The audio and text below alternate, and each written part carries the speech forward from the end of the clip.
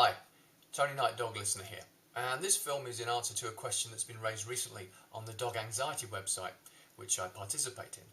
And the question is, are there certain breeds of dogs that are more prone to anxiety than others?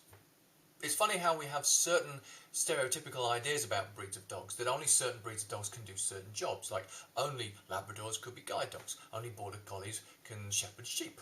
And yet we know the reality is that there are other breeds of dogs that are perfectly capable of doing this.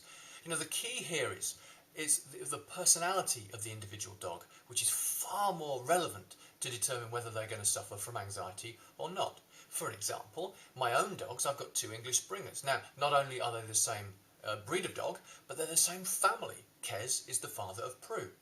And Prue is far more anxious than Kez is. You know, when I walk them, Kez is fine, he's cool, he can just go out, investigate a bit around him, have a sniff, wander off slightly.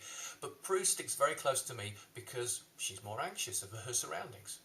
It's interesting that this is also mirrored in nature. If you look at a wolf pack, for example, a typical wolf pack will consist of an alpha male, an alpha female, their offspring, and their siblings, their brothers and sisters. And often their brothers and sisters are much lower down in the pecking order because of their personality. And the more nervous ones, the more anxious ones are lower down, sometimes in the role of omega, for example. So the same family can have completely different personality traits. You know that yourself with your own family. There are cousins you maybe have, brother, sister, auntie, uncle, that have got a different personality to you. And so, for example, there's some members of my own family, I don't ask, how are you? Because I get a list of what's wrong with them. You know what I mean, you've probably got the same thing.